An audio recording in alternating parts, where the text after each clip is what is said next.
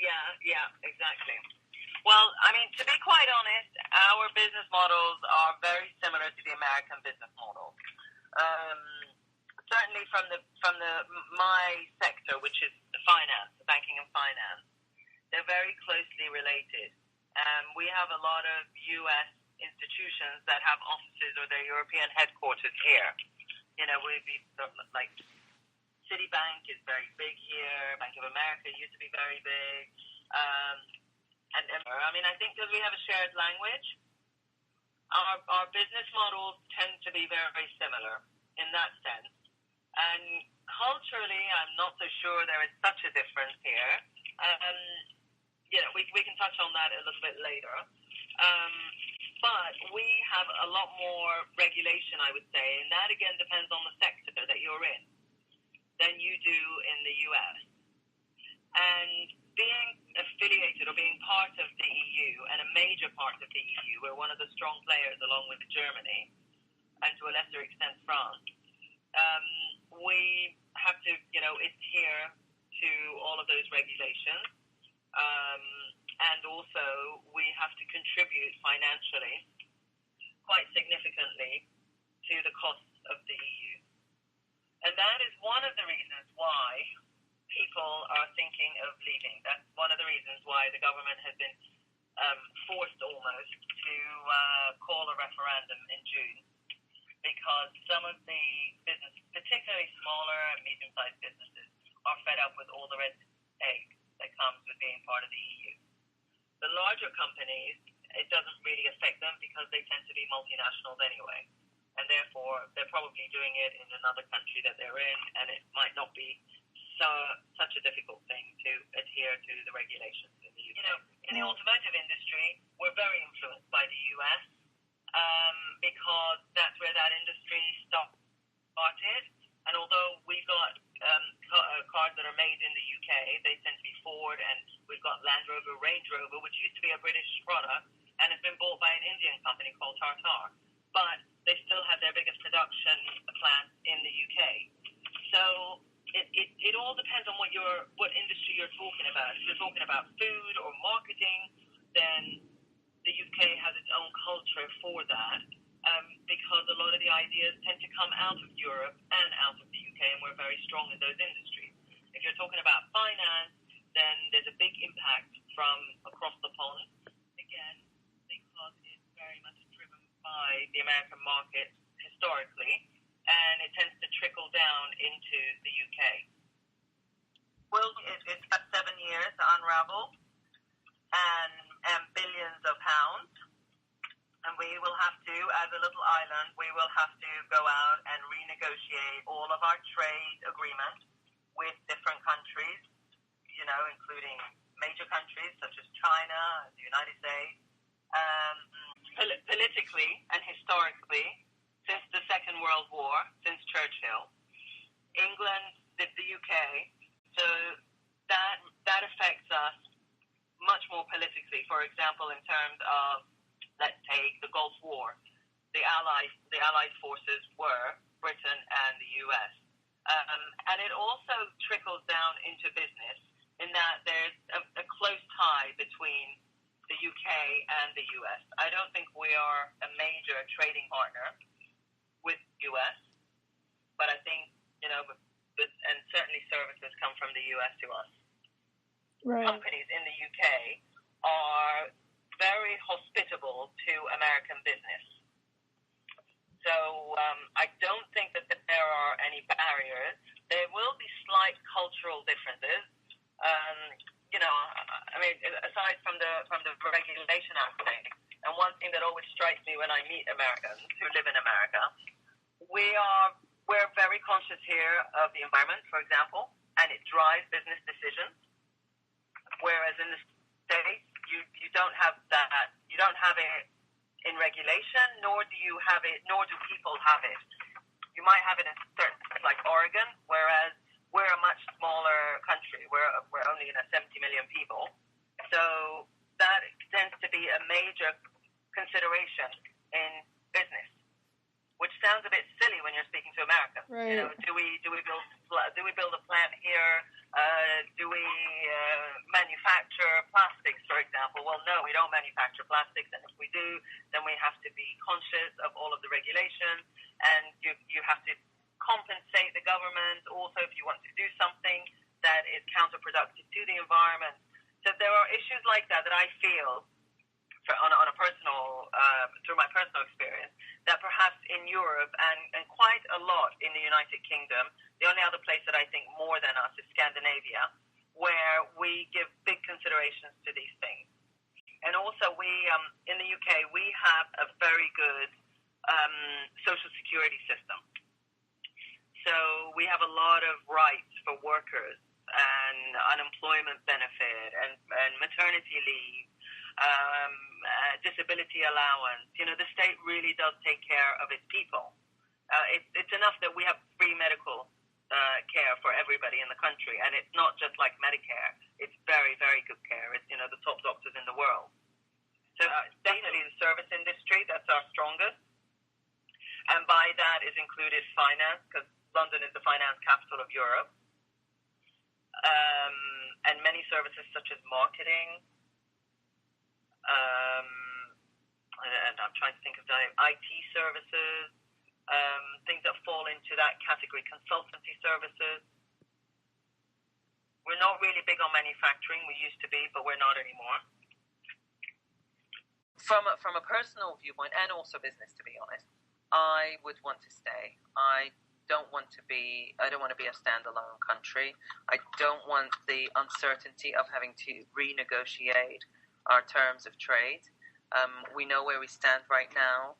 The UK is one of the stronger partners in the EU, and I think for a progressive society, I don't think it makes sense to say you want to go out. And I think that a lot of this is coming on the back of the immigration issues that we have.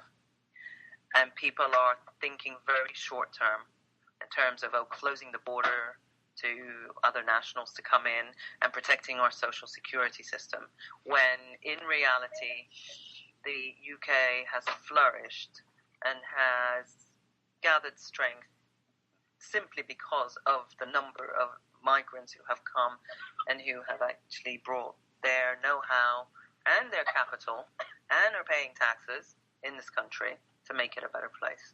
So I am very much in favor of staying. But I think that's just a short-term view. I really do. And I would rather be in as part of a bigger group, a winning group, than stand out and on your own. Yeah, and it could lead to others leaving, because at the moment I think England has the UK has a very unique situation. We've got special treatment. We don't have to adopt the euro. We do our own thing economically. We're not as affected.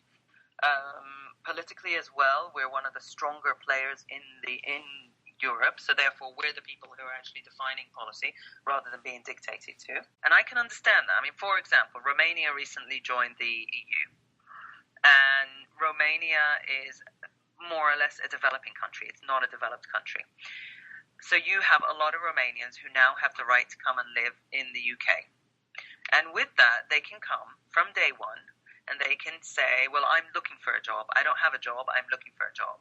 And the UK government has to treat the Romanian in exactly the same way that it would treat a British resident who's been here.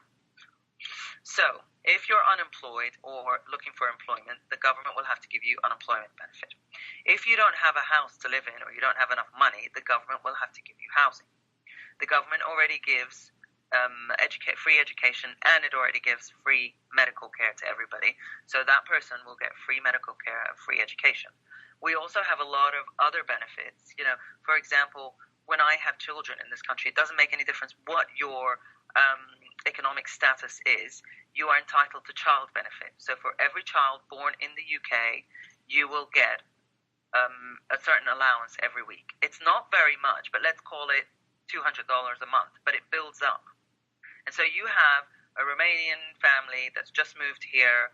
They've got 5 kids. They don't speak English, by the way. They're unable to get any work. They're entitled to housing benefit. They're entitled to unemployment benefit. Their 3 children are taking up 3 spaces in schools that English children can't take up. When the wife decides to have another baby, she gets free medical care. When the husband decides that, he's got a chest infection or something, he gets free medical care. And on top of that, the government pays them a benefit for having children.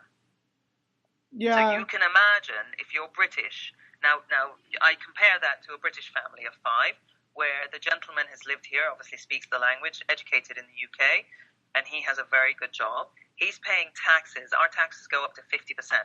So if you make over £150,000, you have to pay 50%. Yeah, okay?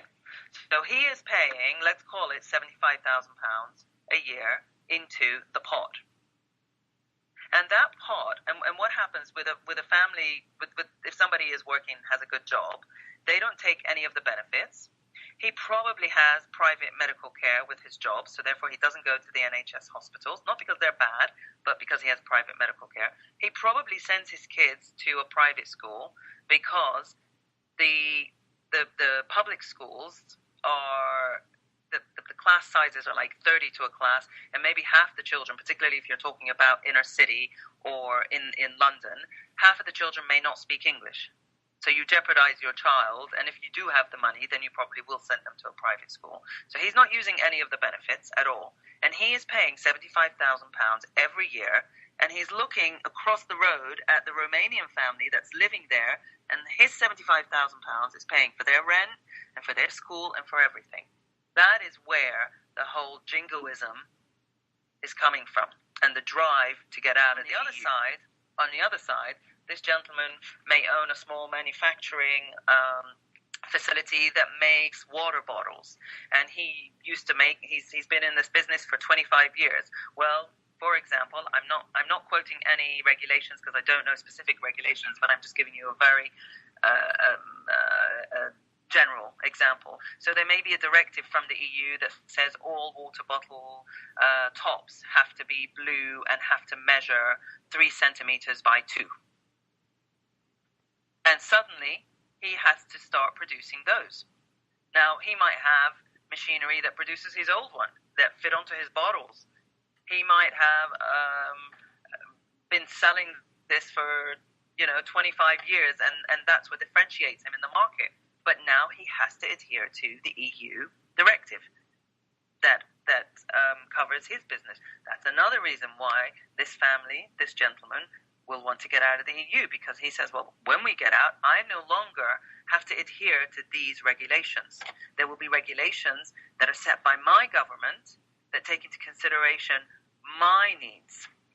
So when Cameron went to Brussels a month ago and was supposed to be negotiating better terms for us, he came back and he had negotiated something along the lines that if you are a non-UK resident, if you come into the UK, then you cannot receive benefit until you've been in the country for, I think it's 6 months or a year, for example. Okay, so the Romanian family can't come in and get housing benefit and get unemployment benefit. But if something happens to the Romanians, I'm picking on Romanians, it could be Hungarians, it could be Polish, it could be anything.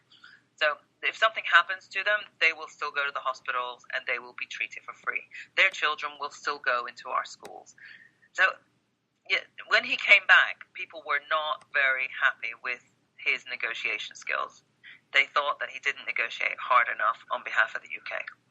The government is, and also I'm not sure if you've been following UK politics in the last 4 or 5 days. We've had major resignations, and it's to do with certain benefits that the government. We have a budget twice a year. And the government, the Conservative government, Cameron's government, has decided to reduce disability allowance, and they are also reducing higher income tax levels. So people are generally seeing it as you're taking from the poor and needy in society, the disabled, the people who can't work. You're reducing their benefit, and you're reducing the taxes that the very wealthy are paying. So one of the major cabinet members walked out and resigned, and there is a little bit of a split now in the Conservative government, and it's not boding very well for Cameron for a yes vote to stay in Europe, because it's a divided party, it's a divided government, and anything that gives people any concerns for uncertainty